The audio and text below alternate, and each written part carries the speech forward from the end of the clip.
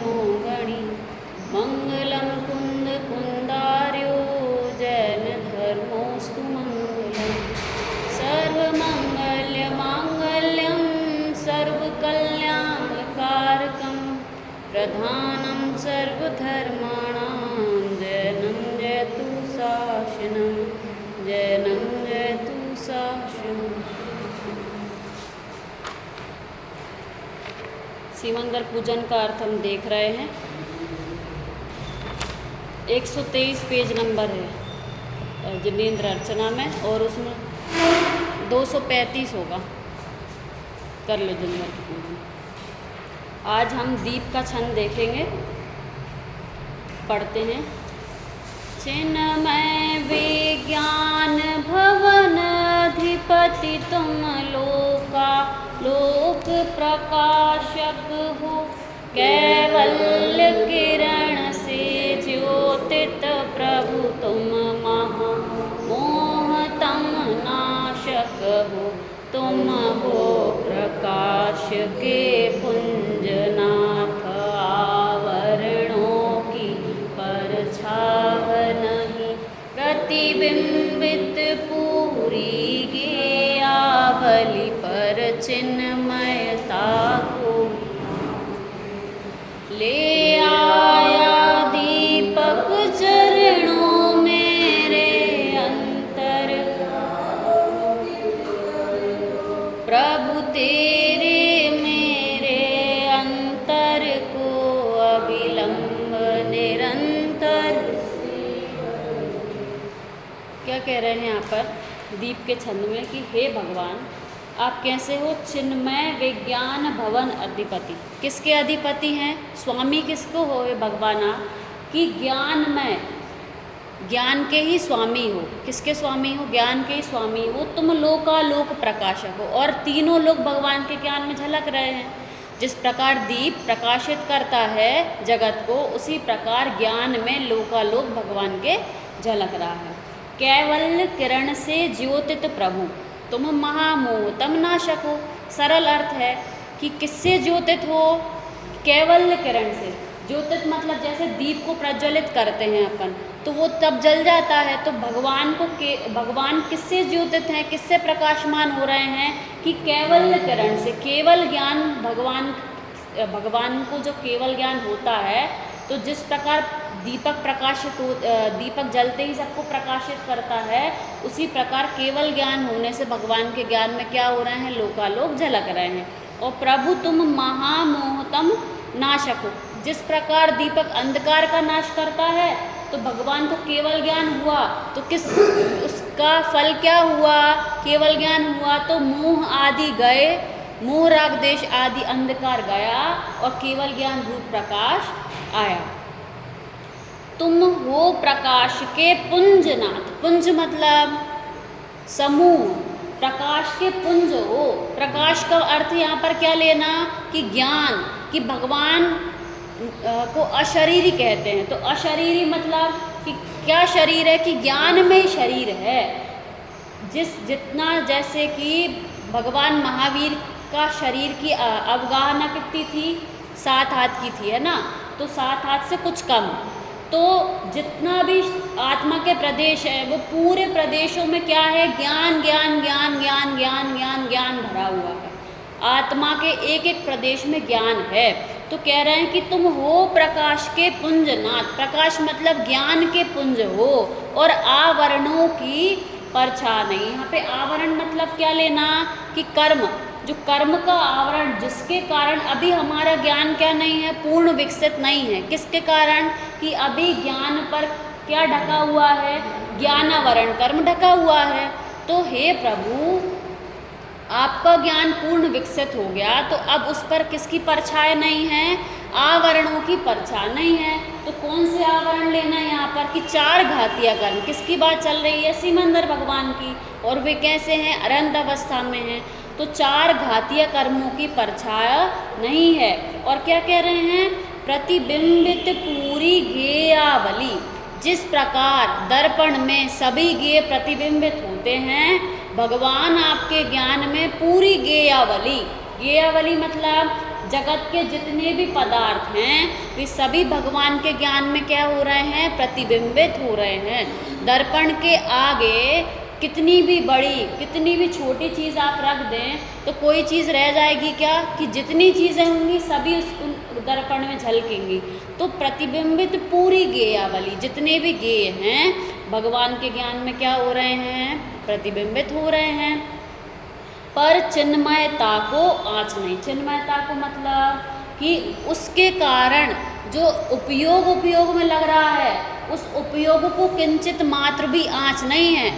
क्यों कि अरे हम अपने मुनिराजों के लिए भी कहते हैं ना, 6 डाला में पढ़ते हैं, अरिमित्र महल मसान कंचन कांच निंदन धुतिकरण अर्घावतारण असि प्रहारण में सदा समता धरण।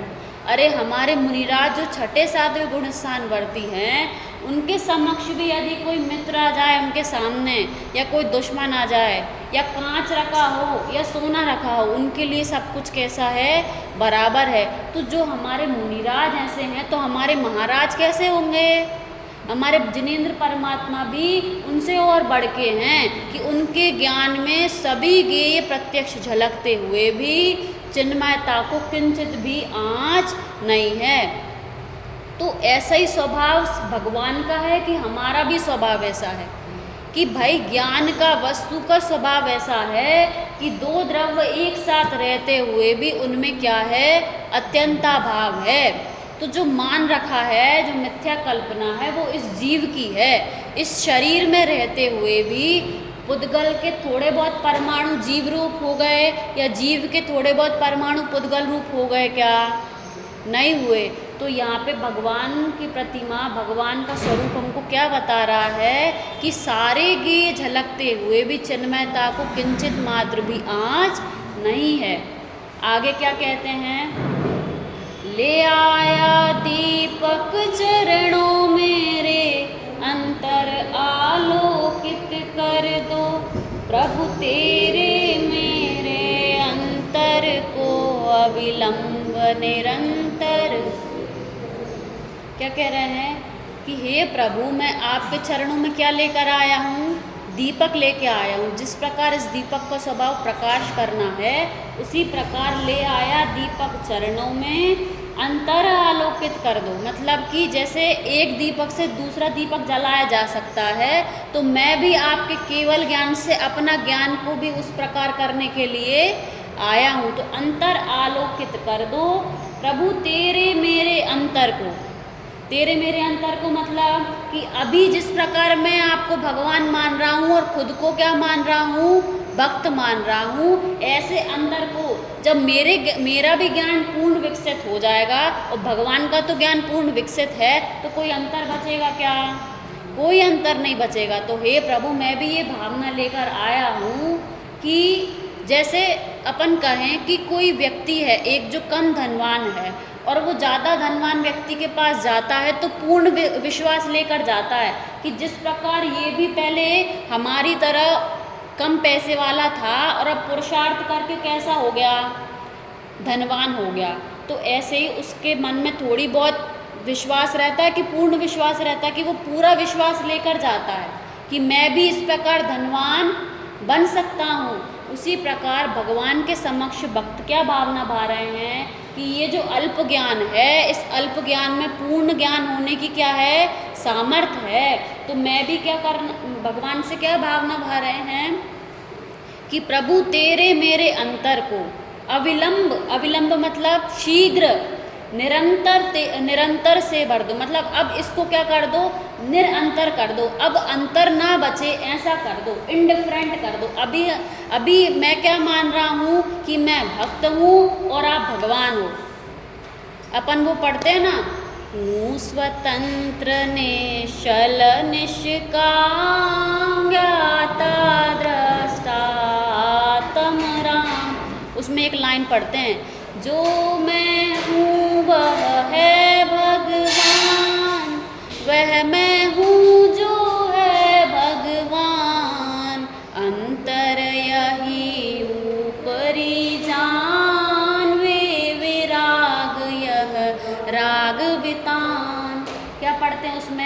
कि जो मैं हूँ वह है भगवान। मतलब कि अभी भले ही मेरी पर्याय मलिन है, परंतु द्रव्य दृष्टि से मेरा स्वभाव कैसा है, भगवान के समान है।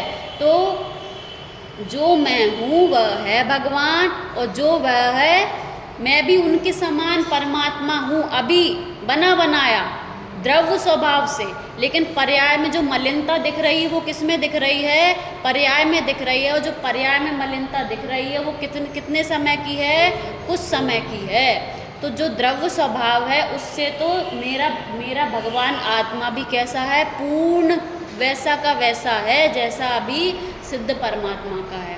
तो क्या कह रहे हैं कि प्रभु तेरे मेरे अंतर को अविलंब मतलब शीघ्र ही निरंतर कर दो, मतलब अंतर से रहित कर दो। तो मैं भी कैसा बन सकता हूँ, ऐसा विश्वास करके कि मेरे ज्ञान में भी पूर्ण ज्ञान होने की शक्ति है, केवल विश्वास की कमी है, श्रद्धान की कमी है। बाकी द्रव्य दृष्टि से देखें तो बना बनाया भगवान है। देखते हैं, ये अपन ने दीप का छंद पढ़ा, अब अपन धूप का छंद पढ़ते हैं। धू धू जलती दुख की ज्वाला, प्रभु त्रस्त निखिल जल, बेचेत पड़े सब देही हैं, चलता फिर यह धूप घूमरी खा खा कर उड़ रहा गगन की गलियों में अज्ञान।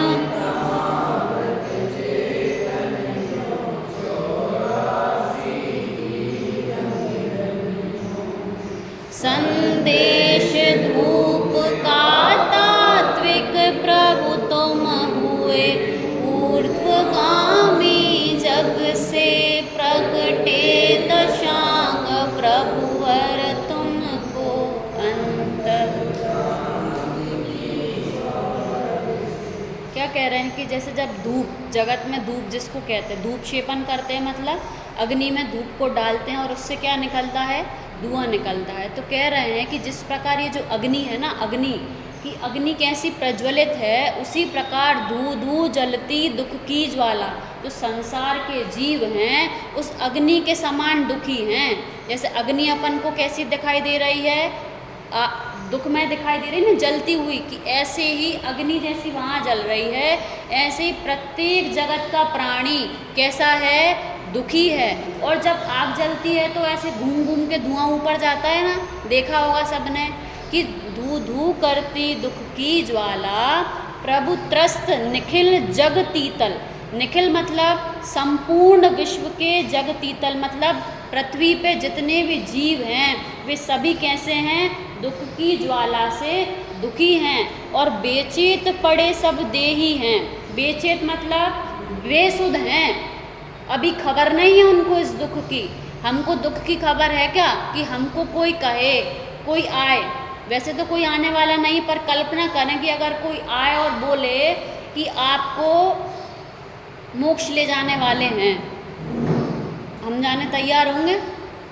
क्या कहेंगे, अरे हमारे बच्चे कैसे रहेंगे, हम परिवार कैसे रहेगा, कैसे चलेगा, विकल्प आएगा कि नहीं आएगा, कि पूरा विकल्प आएगा। अरे आपको 100% भी विश्वास दिला दें तो हम जाने तैयार नहीं होंगे। वैसे तो कोई ऐसे मोक्ष नहीं ले जा सकता, पर अगर हम अंदर टटोल के देखें तो हमको यहीं पे सुख लग रहा है, हमको दुख लग ही नहीं रहा। अगर दुख लगता तो हम घर छोड़ के मंदिर आते, लेकिन हम मंदिर छोड़ के कहाँ जाना चाहते हैं, घर पे जाना चाहते हैं। ये बताता है कि हमको वहीं पे सुख लग रहा है। तो यहाँ पे क्या कह रहे हैं, बेचेत पड़े सब देही हैं, जितने भी देह वाले हैं, संसारी जीव हैं, जो देह को अपना मान रहे हैं, संसार में रहते हुए जो देह को अपना नहीं मान रहे, उनकी बात नहीं है। जो देही संसार में रहते हैं और देह को अपना मान रहे हैं, वे सब बेसुध हैं, मतलब उनको खबर नहीं है अपने दुख की। और क्या कह रहे हैं, चलता फिर राग प्रभंजन। ये प्रभंजन मतलब क्या होता है, कि जब राग की तेज हवाएं चलती हैं तो वो अग्नि और क्या होती है, और दुख बढ़ता है। उसको पता नहीं है कि राग देश की हवाएं मेरे दुख को और बढ़ा रही हैं। ऐसा बेसुध हैं हम लोग हमारे राग देश के परिणाम जो हैं वो हमारे दुख की ज्वाला को और बढ़ा रहे हैं। क्या कह रहे हैं आगे, यह धूम घूमरी खा खा कर, जिस प्रकार ये धुआं गोल गोल घूम के पूरे आकाश में गमन कर रहा है, उसी प्रकार उड़ रहा गगन की गलियों में अज्ञान तमामृत चेतन ज्यों। अज्ञान मतलब जिस प्रकार ये जो धुआं है आकाश में घूम रहा है, उसी प्रकार ये जो जीव है, चैतन्य है, उसने किसके कारण, अज्ञान तम आम्रत मतलब होता है ढका हुआ। आम्रत मतलब कि अज्ञान जो है वो कैसा है, अंधकार की तरह, जैसे अंधकार प्रकाश को ढक देता है, उसी प्रकार चैतन्य जो अज्ञान है उसको अज्ञान ने ढका हुआ है, और उस अज्ञान के कारण चेतन 84 की रंगरलियों में घूम रहा है। किसकी तरह, इस धुएं की तरह।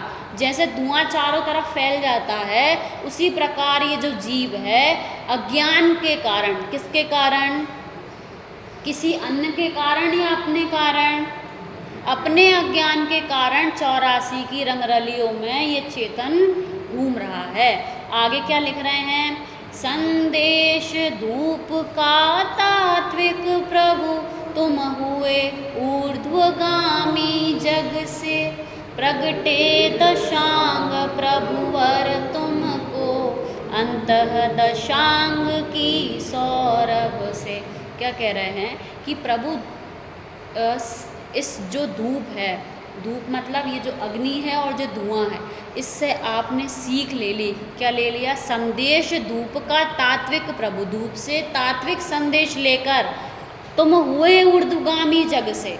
कैसा संदेश लिया कि अपन ने देखा भी कि जिस प्रकार अग्नि जल रही है, ऐसी संसार के समस्त प्राणी दुखी हैं, और जिस प्रकार धुआं ऊपर उड़ रहा है और पूरे में फैल रहा है, उसी प्रकार ये जीव अज्ञान के कारण चारों गतियों में घूम रहा है। ऐसा धूप से आपने तात्विक संदेश लेकर कैसे हो गए हो, ऊर्ध्वगामी। ऊर्ध्वगामी मतलब कि सिद्ध हो गए तो सिद्धालय में, और अरहंत अवस्था में भी समोशरण कैसा होता है, धरती पे नहीं रहता, 5000 धनुष जमीन से ऊपर रहता है। तो आप संदेश ऐसा लेकर ऊर्ध्वगामी जग से कैसे हो गए हो, ऊर्ध्वगामी हो गए हो। और प्रगटे दशांग प्रभुवर तुमको, क्या प्रकट हो गए हैं, 10 अंग। कौन से 10 अंग कि 10 धर्म, उत्तम, क्षमा, मार्दव, आर्जव, शौच, सत्य, संयम, ये जो धर्म हैं 10 धर्म प्रकट हो गए हैं। किससे प्रकट हुए हैं, अंतः दशांग, अपने अंतरंग की सौरभ से, अपने अंतरंग की सुगंध से ही आपने 10 अंग क्या किए हैं, प्रकट किए हैं। बाहर से आए हैं क्या कि फ्री में मिल गए क्या, कि नहीं, पुरुषार्थ किया है, अपने अंतरंग को वैसा जाना है जैसा उसका स्वभाव है। अपन ने देखा ना कि चेतन 84 की रंगरलियों में क्यों घूम रहा है, कि अज्ञान के कारण। तो जो अज्ञान है, अज्ञान जाने पर जो अज्ञान के कारण फल मिल रहा था, वो ज्ञान होने पर दूर हो जाता है। तो अज्ञान के कारण घूम रहा था, अब ज्ञान हो गया तो कैसे हो गए भगवान आप, ऊर्ध्वगामी हो गए और 10 अंग प्रकट हो गए। अभी 5 मिनट और है ना, आगे का छंद अपन देखते हैं। धूप का छंद सबको समझ में आ गया कि धूप में क्या बात हुई, कि जिस प्रकार अग्नि जल रही है, ऐसे ही संसार के सभी प्राणी क्या हैं, दुखी हैं। और जिस प्रकार धुआं ऊपर फैलता है चारों दिशाओं में, उसी प्रकार 84 लाख योनियों में ये जीव घूम रहा है। आगे का पढ़ते अपन। शुभ अशुभ वृत्ति एकांत दुख अत्यंत मलिन संयोगी है, अज्ञान विधाता है इस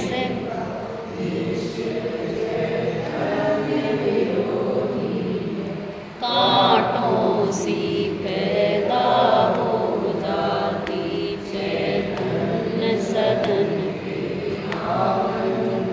चंचल छाया की माया सी घटती क्षण में बढ़ती, तेरी फल पूजा का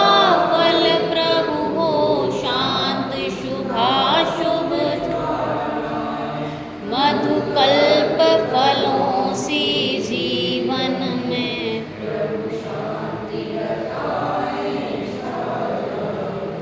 क्या कह रहे हैं कि पूजा का फल की बात चल रही ना, तो कि पूजा का फल कैसे डिसाइड हो कि फल किसका मिलता है, पूजा का मिलता है कि परिणामों का मिलता है। अगर फल पूजा से मिलता तो उसका क्राइटेरिया क्या होता कि कोई जो ज़्यादा देर करे उसको ज़्यादा फल मिलना चाहिए, जो ज़्यादा द्रव्य चढ़ाए उसको ज़्यादा फल मिलना चाहिए, जो भगवान के ज़्यादा पास आके बैठे उसको ज़्यादा फल मिलना चाहिए। ऐसा है या जो पूजन करता नहीं दिखाई दे रहा परंतु परिणाम जिसके अच्छे हैं उसको ज़्यादा फल मिल रहा है, कि फल तो किसका मिलता है, परिणामों का मिलता है। यहाँ पर हम पूजन कर रहे हैं उस समय बाहर से तो सबको ये दिखाई दे रहा है कि पूजन कर रहे हैं, परंतु परिणाम जैसे होंगे, फल पूजा क्रिया का मिलेगा कि परिणामों का मिलेगा कि अभिप्राय का मिलेगा, कि फल तो अभिप्राय का मिलता है। बाहर से क्रिया कुछ भी दिखाई दे परंतु अंदर के परिणाम जैसे होंगे जीव को फल वैसा मिलता है। हम क्रिया के पीछे ना दौड़ें कि 8 बजे पूजन करनी होती है तो 8 बजे पूजन करें, या 7 बजे ऐसा करते हैं तो उसको वैसा ही करें। अरे अपने परिणामों को संभालना चाहिए। अगर पूजन करते समय द्रव्य नहीं है, कुछ कम है, तो उस समय आकुल व्याकुल परिणाम करने चाहिए कि शांति से जो पढ़ रहे हैं उसका विचार करना चाहिए। अरे हम इतना सुन रहे हैं कि फल क्रिया का नहीं होता, फल किसका होता है, अभिप्राय परिणाम का होता है। तो पूजा का फल क्या है उसकी बात हम यहाँ पर करते हैं। क्या कह रहे हैं, शुभ अशुभ वृत्ति एकांत दुख अत्यंत मलिन संयोगी है। क्या कह रहे हैं, शुभ वृत्ति हो या अशुभ वृत्ति हो दोनों कैसी हैं, एकांत मतलब पूर्णतया दुख हैं। दोनों ही वृत्तियाँ किसका कारण हैं, दुख का कारण है। और कैसी हैं, अत्यंत मलिन, अत्यंत मलिन है, चाहे शुभ वृत्ति हो या अशुभ वृत्ति हो। क्यों, क्योंकि संयोगी हैं। संयोगी हैं मतलब पर के कारण से हुई हैं, कर्म के उदय के कारण हुई हैं। जो शुभाशुभ वृत्ति हमारी दिखाई दे रही है इसमें जीव समर्थ है क्या करने में। हम यहाँ पर बैठे हैं तो किसके उदय के कारण आए हैं, कर्म के उदय के कारण। और वहाँ जाएंगे घर पे तो किसके उदय के कारण, कर्म के उदय के कारण। तो बाहर से शुभ वृत्ति या अशुभ वृत्ति दिखाई दे रही है, वो कैसी है, दोनों ही दुख का कारण है। क्यों दुख का कारण है, योगसार की एक गाथा है, पुण्य से हो स्वर्ग नरक निवास होवे पाप से, पर मुक्ति रमणी प्राप्त होती आत्मा के ध्यान से।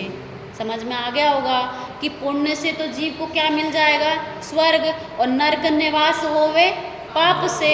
तो शुभ वृत्ति हो या अशुभ वृत्ति हो दोनों ही संसार का कारण हैं, पर के निमित्त से होने वाले हैं। इसमें जीव का क्या पुरुषार्थ है कि शुभ वृत्ति हो या अशुभ वृत्ति हो, जीव दोनों को मात्र जानता है, जीव उनको करने वाला नहीं है।